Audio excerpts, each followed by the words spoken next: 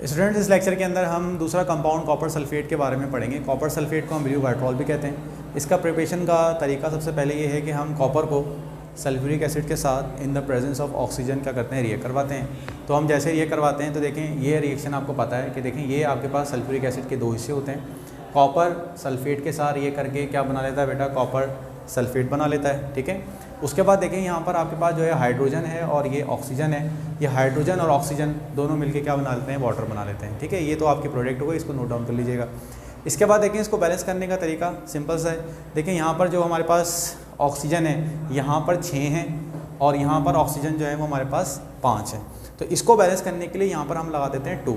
इस 2 लगाने की वजह से ये होता है कि हमारे पास जो ऑक्सीजन की तादाद होती है वो ऑक्सीजन की तादाद हमारे पास क्या हो जाती है, बराबर हो जाती है।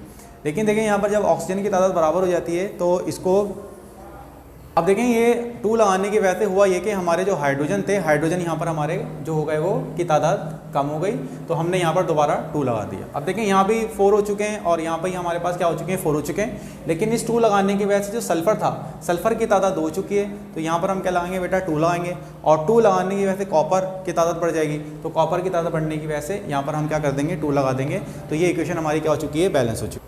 अब देखिए बेटा, इसका जो सेकंड मेथड है वो है, पहले हमने कॉपर को यूज़ किया था, इसके अंदर हम कॉपर ऑक्साइड को यूज़ कर रहे हैं। इसका जो प्रोडक्ट है वो भी सिंपल सी सेम ही है।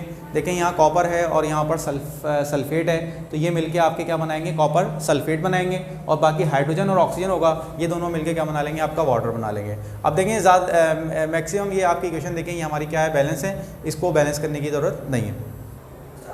स्टूडेंट्स, अब इसके अंदर जो सेकंड मेथड है, थर्ड मेथड है प्रिपरेशन का, वो है कॉपर कार्बोनेट के साथ। पहले हमने कॉपर लिया था, फिर हमने कॉपर ऑक्साइड लिया, अब हम जो ले रहे हैं वो क्या ले रहे हैं, कॉपर कार्बोनेट ले रहे हैं। इसमें देखें कार्बोनेट के बारे में मैं आपको बता चुका हूँ। कार्बोनेट जब भी किसी एसिड के साथ ये करता है तो इसकी जो पहली प्रोडक्ट होती है वो आपके पास कार्बन डाई और वाटर, ये आपके लाजमी आपके बनते हैं। ठीक है, ये कार्बन। अब दूसरा क्या रह गया बेटा, आपका सल्फेट और कॉपर, तो ये दोनों मिलकर आपके क्या बना लेंगे, कॉपर सल्फेट बना लेंगे। इसके बाद देखिए chemical properties of copper sulphate. सबसे पहली प्रॉपर्टी कॉपर सल्फेट की ये है कि कॉपर सल्फेट जो है वो आपका क्रिस्टलाइन फॉर्म में 5 हाइड्रेटेड वाटर मॉलिक्यूल के साथ क्या होता है, मौजूद होता है। जब आप इसको 5 हाइड्रेटेड वाटर मॉलिक्यूल को हीट करवाते हो तो देखें ये होता है नीले रंग का, ब्लू रंग का ये मौजूद होता है। जब आपको इसको हीट करवाते हो तो आपको थोड़ी देर के बाद नज़र आता है कि आपके पास जो कलर पहले नीला था वो आहिस्ता आहिस्ता करके कलरलेस हो चुका है। इसका मतलब आपका जो copper sulphate hydrated 5 water molecule है, जब आपको उसको हीट करवाओगे तो हीट करवाने के नतीजे में वो आपका कन्वर्ट हो जाएगा एनहाइड्रस कॉपर सल्फेट के अंदर। एनहाइड्रस का मतलब अब इस कॉपर सल्फेट को किसी वाटर मॉलिक्यूल ने सराउंड नहीं किया हुआ। ये आपका नीले रंग का होता है। जब आप इसको हीट करवाते हो तो ये एनहाइड्रस कॉपर सल्फेट के अंदर कन्वर्ट हो जाता है। अब देखें इसके बाद इसकी दूसरी प्रॉपर्टी देखें। अब सेकंड जो रिएक्शन है वो इसका है पोटेशियम आयोडाइड के साथ। देखिए अब पोटेशियम आयोडाइड की इसकी प्रोडक्ट याद करने का तरीका सुन लें क्या है। प्रोडक्ट याद करने का तरीका ये है कि देखें सबसे पहले ये चीज़ याद रखें कि ये कॉपर है, ठीक है, ये सल्फेट पोटेशियम। अब देखें सबसे पहले ये पोटेशियम और ये दोनों मिलके आपके क्या बनाएंगे बेटा, पोटेशियम सल्फेट बनाएंगे। तो बेटा एक प्रोडक्ट तो बेटा आपकी हो गई, ठीक है। दूसरी प्रोडक्ट इसकी ये है कि देखिए ये जो आपका आयोडीन है, ये आयोडीन, ये आपका आयोडीन की फॉर्म में क्या कर जाता है बेटा, आपका लिबरेट कर जाता है। और दूसरा आपका ये जो कॉपर है, अब जाहिर सी बात है देखिए कॉपर आपका बचा हुआ रिएक्शन के लिए, तो कॉपर जो है जब आयोडीन के साथ रिएक्ट करता है तो ये आपका कन्वर्ट हो जाता है बेटा किसके अंदर, क्यूप्रस आयोडाइड के अंदर, ठीक है।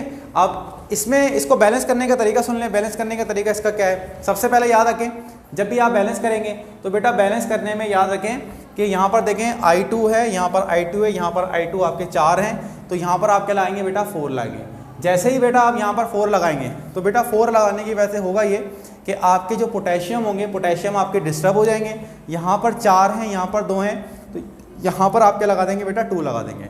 जब 2 लगाएंगे तो बेटा इस 2 लगाने की वजह से ये होगा कि आपके पोटेशियम कितने हो चुके हैं बेटा, यहाँ पर 4 हो चुके हैं, ठीक है। इसके बाद आप देखें यहाँ पर जो कॉपर है वो 2 हैं और यहाँ जो कॉपर है वो 1 है, तो यहाँ पर हम क्या लगा देंगे बेटा, 2 लगा देंगे। जब हम 2 लगाएंगे तो अब यहाँ पर देखें हमारी इक्वेशन जो हो चुकी है वो बैलेंस हो चुकी है, ठीक है। इसके बाद देखें इसकी नेक्स्ट प्रॉपर्टी देखें।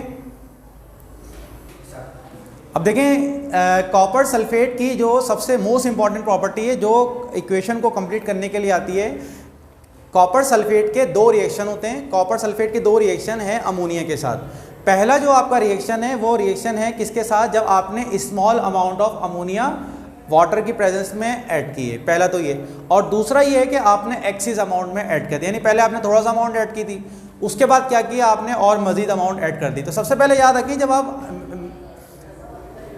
स्मॉल अमाउंट ऐड करते हैं वाटर के साथ तो होता ये है कि आपका ये कंपाउंड, आपको पता है कि ये आपका अमोनियम हाइड्रोक्साइड के अंदर क्या हो जाता है बेटा, कन्वर्ट हो जाता है। देखिए ये आपको पता है, ये हाइड्रोजन एक साथ अमोनिया बनाएगा और ये अमोनियम हाइड्रोक्साइड के साथ क्या हो जाएगा बेटा, आपका कन्वर्ट हो जाएगा। अब देखें जब ये अमोनियम हाइड्रोक्साइड के साथ कन्वर्ट हो गया तो अब देखें यहाँ पर ये जो आपका कॉपर है, ये जो आपको कॉपर नजर आ रहा है, ये कॉपर इस OH के साथ रिएक्ट करके क्या बना लेगा बेटा, आपका कॉपर हाइड्रोक्साइड बना लेगा। ये आपको नजर आ रहा है, देखिए ये कॉपर है, ये जो दोनों आपने मिलाए, मिलाने के नतीजे में आपका अमोनियम हाइड्रोक्साइड बना। अब ये जो अमोनियम हाइड्रोक्साइड है इसका जो O है वो बना लेगा आपका कॉपर हाइड्रोक्साइड, बाकी जो आपका रह गया बेटा वो रह गया आपका अमोनियम। ठीक है, तो अमोनियम सल्फेट के साथ ये करके क्या बना लेगा बेटा, आपका अमोनियम सल्फेट बना लेगा।